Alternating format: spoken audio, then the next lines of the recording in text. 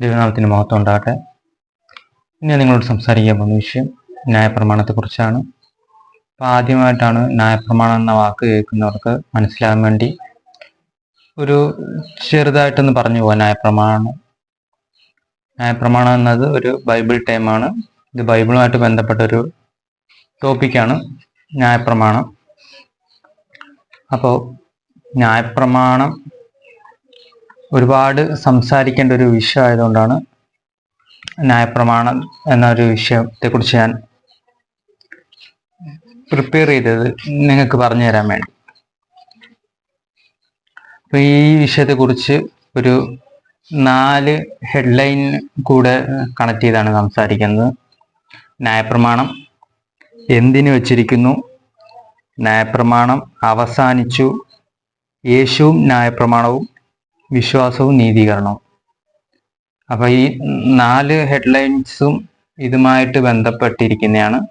അപ്പോൾ ഒരുപാട് പേർക്ക് ഡൗട്ടുള്ള കാര്യമാണ് ന്യായപ്രമാണം, ബൈബിളിനകത്ത് ന്യായപ്രമാണം അവസാനിച്ചോ എന്ന ഇതിനെപ്പറ്റി. ന്യായപ്രമാണം എന്നത് ആദ്യത്തെ 5 പുസ്തകം ബൈബിളിൻ്റെ, ഉൽപ്പത്തി, പുറപ്പാട്, ലേവ്യ, സംഖ്യ, ആവർത്തനം. അതിൻ്റെ അകത്ത് കുറേ ചട്ടങ്ങളും കാര്യങ്ങളൊക്കെ ദൈവം പറഞ്ഞിട്ടുണ്ട്. അതൊക്കെ അവസാനിച്ചോ അതോ ഈ കാലഘട്ടത്തിലും ക്രിസ്ത്യൻ സഭ ഇത് പിന്തുടരണോ വേണ്ടയോ എന്നതൊക്കെ സംസാരിക്കുന്നുണ്ട് ഞാൻ ഇതിൻ്റെ അകത്ത്. അപ്പോൾ കേട്ടിരിക്കുക. ഈ ന്യായപ്രമാണം അവസാനിച്ചു എന്നൊരു ഇതിനെക്കുറിച്ച് പറയുകയാണെങ്കിൽ ഇതെന്തിനു വെച്ചിരിക്കുന്നു എന്നും കൂടി അറിഞ്ഞിരിക്കണം. ഓൾറെഡി പുതിയ നിയമസഭ യേശുക്രിസ്തുവിന് ശേഷം പഴയ നിയമങ്ങൾ എല്ലാം അവസാനിച്ചതാണ്. പക്ഷേ ഇപ്പോഴും ചിലരൊക്കെ പറയുന്നുണ്ട് ഇതൊന്നും അവസാനിച്ചിട്ടില്ല, ബൈബിളിൽ പഴയ നിയമവും വേണം പുതിയ നിയമവും വേണം, രണ്ടും ക്രിസ്ത്യൻ സഭ സ്വീകരിക്കുന്നതാണെന്നൊക്കെ ഓരോരുത്തർ അഭിപ്രായം പറയുന്നുണ്ട്. അപ്പം അതിനൊക്കെ ഉള്ളൊരു മറുപടി എന്ന നിലയ്ക്ക് കൂടുതൽ അറിയാനും ആഗ്രഹമുള്ളവർക്ക് ഇത് അവർക്ക് വേണ്ടിയിട്ടാണ് ഈ ഒരു വിഷയത്തെ സംസാരിക്കുന്നത്. അപ്പോൾ ആദ്യമായിട്ട് ന്യായപ്രമാണം എന്തിനു വെച്ചിരിക്കുന്നു എന്ന വിഷയത്തെക്കുറിച്ച് ഞാൻ പറയാം. അതിന് ബൈബിളിലെ കുറച്ച് വചനങ്ങൾ നമുക്ക് നോക്കാം. പുതിയ നിയമത്തിൽ നിന്നാണ് കേട്ടോ. ഇപ്പോൾ ഒരു ഏറ്റവും കൂടുതൽ അതിൻ്റെ അകത്ത് നിന്ന് ഈ ടോപ്പിക്ക് സംസാരിക്കാൻ എടുത്തിരിക്കുന്ന ന്യൂ ടെസ്റ്റ്മെന്റ് ആണ്. പൗലോസിന്റെ ലേഖനങ്ങളിൽ നിന്നാണ് ഏറ്റവും കൂടുതൽ സംസാരിക്കുന്നത്. കാരണം അതിനകത്താണ് ഇതിൻ്റെ അകത്ത് ഒരുപാട് വിശദീകരണം വെച്ചിരിക്കുന്നത് ഈ വിഷയത്തെക്കുറിച്ച്. റോമാ ലേഖനം 2-ാം അധ്യായം അതിൻ്റെ 18 മുതൽ 20-ാം വാക്യം വരെ. ദൈവത്തിൽ പ്രശംസിച്ചും ന്യായപ്രമാണത്തിൽ നിന്ന് പഠിക്കയാൽ അവൻ്റെ ഇഷ്ടമറിഞ്ഞും ഭേദാഭേദങ്ങൾ വിവേചിച്ചും ജ്ഞാനത്തിൻ്റെയും സത്യത്തിൻ്റെയും സ്വരൂപം ന്യായപ്രമാണത്തിൽ നിന്ന് നിനക്ക് ലഭിച്ചതുകൊണ്ട് നീ കുരുടർക്ക് വഴികാട്ടുന്നവൻ, ഇരുട്ടിലുള്ളവർക്ക് വെളിച്ചം, മൂഢരെ പഠിപ്പിക്കുന്നവൻ, ശിശുക്കൾക്ക് ഉപദേഷ്ടാവ് എന്ന് ഉറച്ചുമിരിക്കുന്നെങ്കിൽ. അപ്പോൾ എന്താണ് ഈ വാക്യത്തിനകത്ത് ഉള്ളത് നോക്കാം. ന്യായപ്രമാണം എന്തിനാ വെച്ചിരിക്കുന്നതെന്ന് ഈ വചനത്തിൽ എഴുതി വെച്ചിട്ടുണ്ട്. ന്യായപ്രമാണത്തിൽ നിന്ന് പഠിക്കിയാൽ അവൻ്റെ ഇഷ്ടം അറിഞ്ഞും ഭേദാഭേദങ്ങൾ വിവേചിച്ചും. ആരുടെ ഇഷ്ടം പഠിക്കണം? യഹോവയായ ദൈവത്തിൻ്റെ ഇഷ്ടം ന്യായപ്രമാണത്തിൽ നിന്ന് പഠിക്കണം. അതിനാണ് ന്യായപ്രമാണം വെച്ചിരിക്കുന്നതിൻ്റെ കാരണം. പിന്നെ പറയുന്നുണ്ട് ജ്ഞാനത്തിൻ്റെയും സത്യത്തിൻ്റെയും സ്വരൂപം. ജ്ഞാനത്തിൻ്റെയും സത്യം. നമുക്കറിയാം ഒരുപാട് പേര് കള്ളത്തരവും പറയുന്നുണ്ടെന്നല്ലേ. അപ്പൊ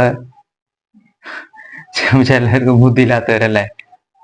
അപ്പൊ ജ്ഞാനവും സത്യവും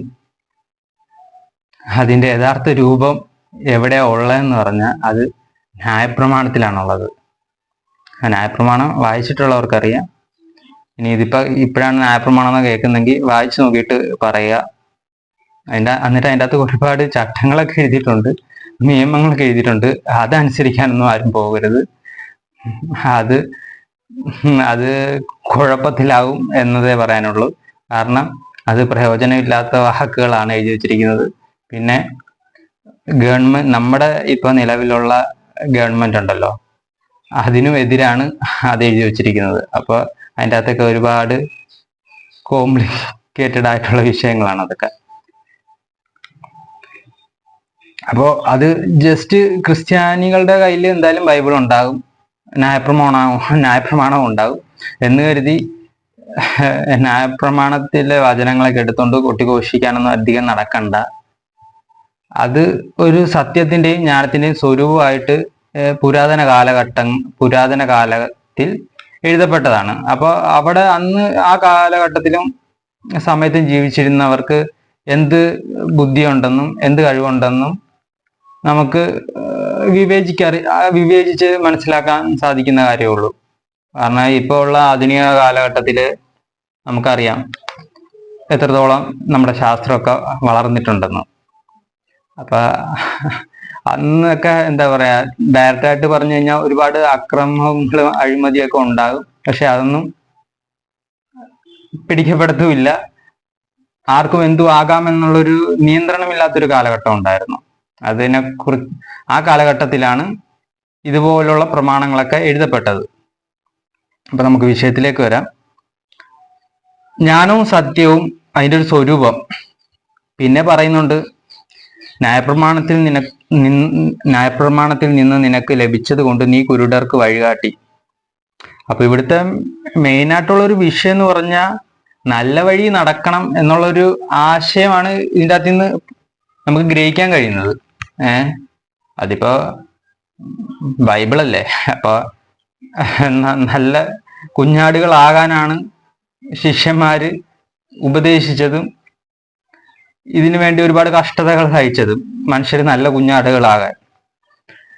അപ്പൊ ഒരു വഴികാട്ടി എന്നുള്ള നിലക്ക് മനുഷ്യർക്ക് ഇത് ഏറെ പ്രയോജനം ചെയ്യും.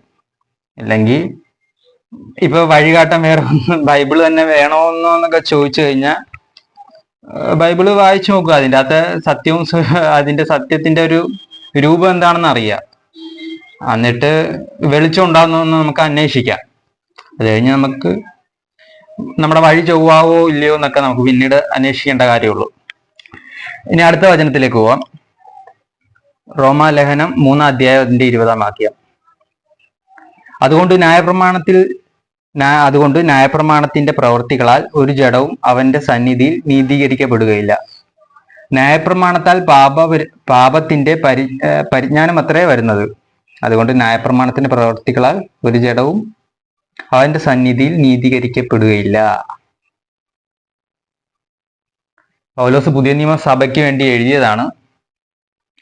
ഈ ന്യായപ്രമാണത്തിന്റെ പഴയ നിയമത്തിന്റെ പ്രവൃത്തികൾ ദൈവം പറഞ്ഞിരിക്കുന്ന കൽപ്പനകളാണ്. അതാണ് ഇവിടുത്തെ ഏറ്റവും മെയിൻ ആയിട്ടുള്ള ഒരു വിഷയം എന്ന് പറഞ്ഞാൽ ഇതൊക്കെ ദൈവം തന്നെ പറഞ്ഞിട്ടുള്ളതല്ലേ, ഇതൊക്കെ അനുസരിക്കാനുള്ളതല്ലേ. എന്നിട്ടും ഇത് അനുസരിച്ചിട്ട് ഇതിന്റെ പ്രയോജനമൊന്നും ദൈവം കണക്കിടുന്നില്ല എന്ന് പറഞ്ഞാൽ അവിടെയാണ് മനസ്സിലാക്കേണ്ടത് ന്യൂ ടെസ്റ്റ്മെന്റ് പഴയ നിയമത്തിൽ നമ്മൾ ഉദ്ദേശിക്കുന്ന പോലെയല്ല.